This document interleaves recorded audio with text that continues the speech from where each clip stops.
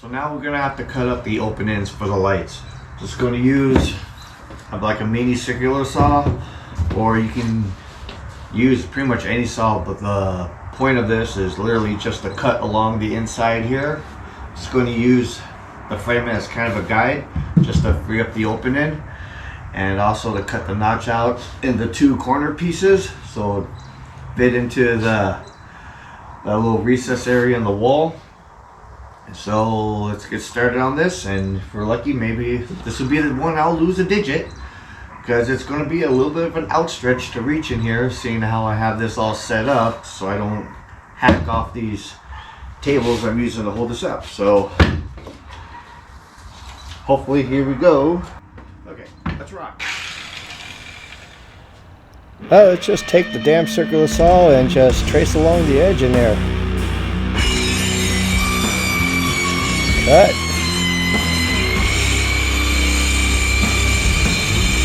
Take it slow.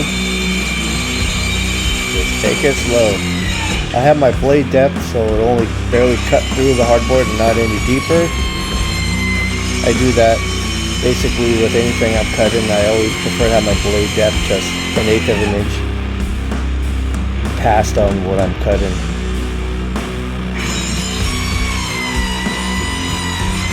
But yeah, a lot of eyeballing and just careful trace cutting. But I can only go so far though.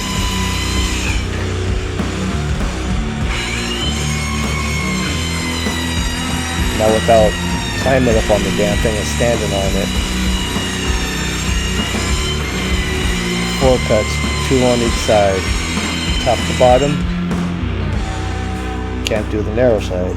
What I use to cut that with is this neat little tool that Milwaukee makes. You can use this. What it is, it's just a little handsaw. It's like a switchblade, and it takes blades that you typically use in a sawzall. So you can just swap out whatever blade you got, and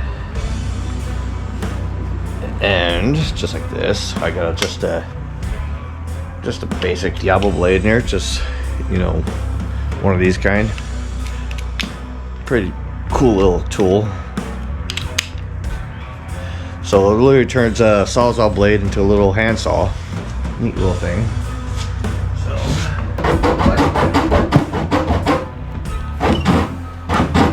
yeah, cut that. you know, this ain't no fun. Let's go with more power. Yes, so we're using that instead. Cheapo jigsaw though.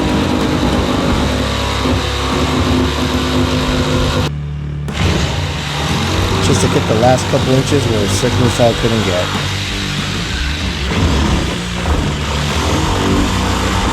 Boy, I live dangerously, don't I? I cut that thing towards me. Who needs eye protection? I don't. Don't do the things that I kind of do. Well, you can if you want, your own risk. There, if you notice, I'm cutting out the notch for the bottom lip that goes in front of the wall there. 2 of the pieces have it, just the wall pieces. Glad I had to do that by hand, it just took like 5 times longer. But that little knife one was kind of cool. Flip it.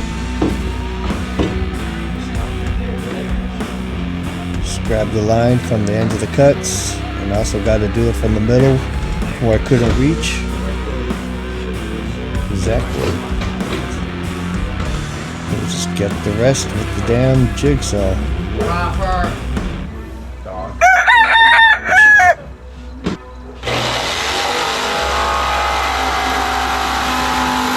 Cut it.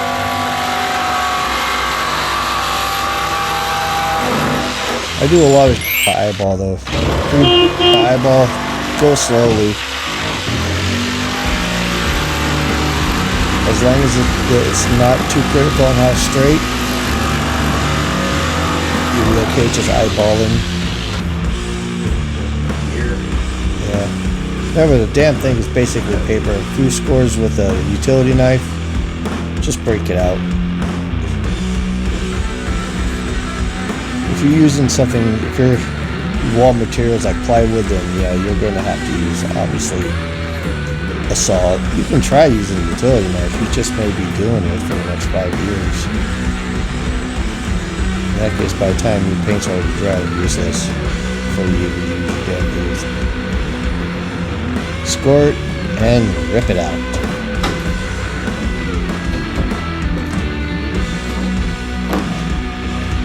Simple enough. Test fit. Test fit in the light. I kind of saw with the light. I may have to modify it. I'm 100% figure out what exactly I'm going to do. And the issue is, this is flat right here, so it should fit right in. But on the other side, it's not. This is kind of in the way. I measured it just for this. And yeah, maybe I could make a little notch one in for this to slip to, but I have a screw going through there that holds that up, which it will hit. So that's kind of out of the question. What I'm probably going to do is, because I am not really going to need this anymore, it's going to be powered by its own switch that I'm going to fabricate. So what I think about doing is just screwing the nub here. This is just a little piece of plastic and just literally cutting it flush. But I need to make sure it's on first. Just test fit that thing in there. Make sure the length is good with the cutout. I'm always testing the damn thing with every step I go. Basically using like a little hacksaw blade on the same knife, because it's just plastic. Just cutting around it. Rid of it. Once I do it, there's no going back. Yep. I got the plastic off, but I gotta get rid of the chain. Once that chain is cut off, you can't turn it on and off. If it's off and you cut it, you can't turn around. So, but I'm still always testing. All right. Now the light is set to where you just plug it in, it'll turn on. You unplug it, turns it off. So that's where the thing goes. Yep. I am literally about a 1/16 of an inch thick on the wood here, so the easiest and quickest thing to do. What I'm trying to say is, violet or sanded. I'm probably violet with a wood rasp. so what I'm trying to say is that my length is a little bit too tight, about 1/16 of an inch. So I'm really going to clean up both ends just a little bit. Take off like about 30 seconds on each end. Basically like sanding it, to have a snug fit for my light. But as far as the width of the light, it's pretty good.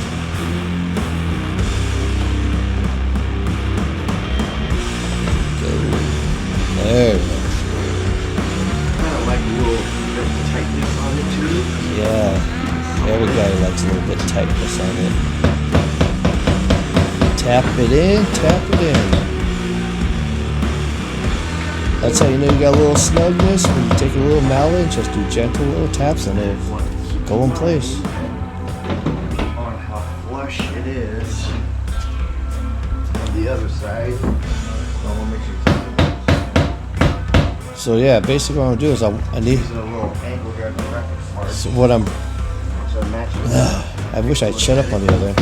Okay, so what I'm trying to accomplish is that on the face side of it is the light to not protrude, just be flush with the wall.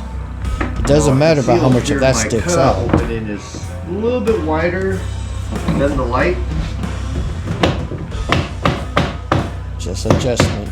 But that's okay. I had this idea in my head for whatever gap or whatever. Got the. I'm gonna probably use that, the oil tape for AC units or ventilation, just because the reflective side on it sticks pretty good. Just to put on the inside edges, just to bounce the light a little bit, but mainly just to seal, but also to seal the gap in here. The other thing I'm paying attention to is where my cord is. Where that notch is, that's to the ground. And I'm pretty much going to have all the power go up on the top. So as long as this is closer up here, it's okay. Let's do a flip, flippy flip. Okay. Looks like I got about looks like 3/4 to an inch more room to go, so I can go take it down some more. Yeah. So tap some more, just get it down flush. Check, check, and recheck. Like a dog again. I'm literally just eyeballing this. So I'm literally going about halfway and check it again.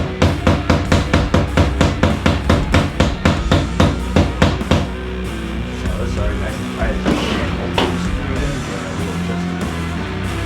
About a half an inch. So it looks like I can go pretty much flush, which I think I will do. And do it. Back. Flush. Flush.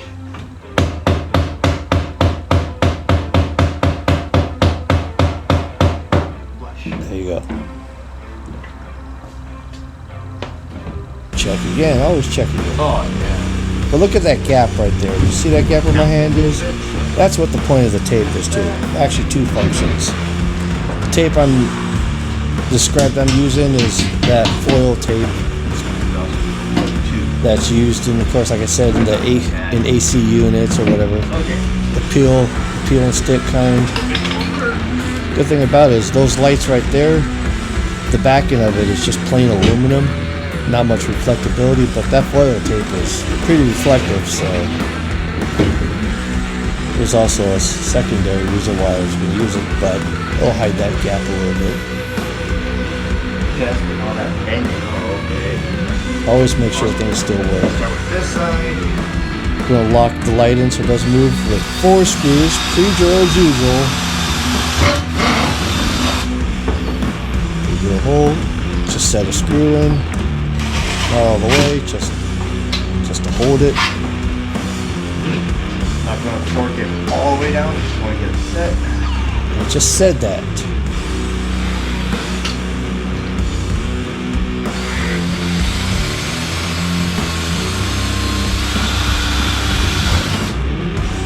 Pre-drill, set screw.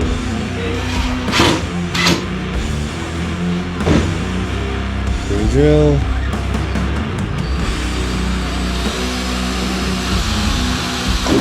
Set screw. What more do you need to know? Hey, you got one more to go. Oh yeah.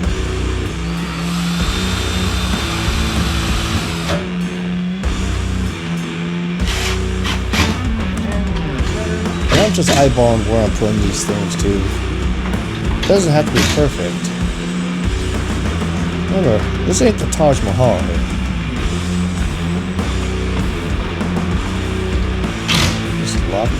Lock them in. The screws are short on them too. I need some long ones, 2 inches or whatever. Now, Inch 3/4 I'm going to fine. tape up the sides with a little reflective, aluminum tape, just to seal that gap and give a little bit of reflectability. 2 birds with 1 stone. I have a 1 stone, 2 birds. So just get my length, cut it. What I like to do with any peel and stick tape like that is where you got backing is just to peel like about a couple inches off it. Don't peel the whole thing off because the thing will twist and stick onto itself and you ruin it. Just take a couple inches off it, stick it to the end, lay it all out, and then just kind of slowly pull the backing off and then press down a little bit. Pull the backing off it, press down. And just keep going every few inches or so, whatever you're comfortable with. I mean, if you went to pull that whole thing off there and try to lay it, you probably couldn't. That stuff sticks pretty good too, so that stuff's, fairly inexpensive. You can actually find, I've seen that stuff at the 99-cent store. Or if you want to upgrade, you can go to the Dollar Tree. Yeah. And just do the same thing. Cut the length, peel and stick,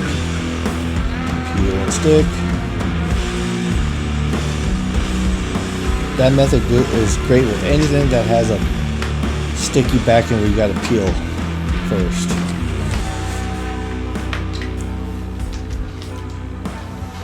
love that kind of tape. I'm not just going to leave the light like this when it's done in use, because when you're spraying in here, what's going to stop from getting paint all over the light and ruin it? I'm going to cut some plexi and I'm going to put it as a shield over it, and then probably just use some disposable, like clear plastic, whatever, of anything. It doesn't have to be special, just to cover over it, so whenever there's overspray on it, you just rip it off, put another one on. But this will also be protected by a piece of plexi, and so that way this will be totally sealed and safe from paint. But right now, let's go ahead and plug this in one more time and see again how it looks, and maybe it'll reflect better. Oh, actually it does. Yeah, I can see the bounciness of that. I think I just increased it a little bit more light. Alright. Come here. No, that's there. This is here. Come here. No. She's also in heat too right now, so I'm trying to let her run it out as much as possible. So let's take this one, set it aside. But instead of washing, rinse, and repeating, we're gonna do, once again, here comes everybody's favorite part of the show, the Stupid. That's two. Oh no, you're Oh, really? Didn't we just see me do this? Cut. Oh yeah, that's right. We gotta do this a lot. Board number 2. I mean, did I really have to show this? All you need to see is one. I'm just doing the same thing 2 more times. But I guess proof of that. Yeah, I did it. So.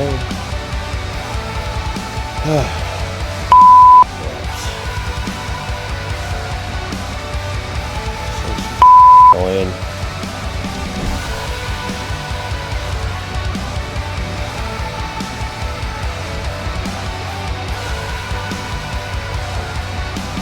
Very drill screw, lock the light in, there you go.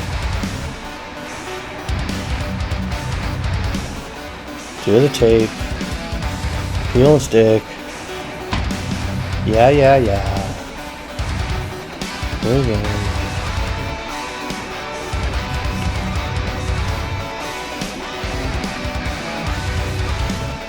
If you see on that last piece I just, that's not up against the wall, why you see like ends, well, why you see like extra board of the stud sticking out, it's made to be 2 inches longer. The reason why that is so that can sit on the walls, and that's what it'll be attached to, and I still have 8-foot width on the inside. So if I didn't do that and I made all 3 pieces exactly 8 foot, then I'll actually lose 2 inches in width on the inside, and I really wanted to keep 8 foot exactly. So same thing, tap in, tape, screw it in. It's funny, I didn't test that one as I hammered that one in.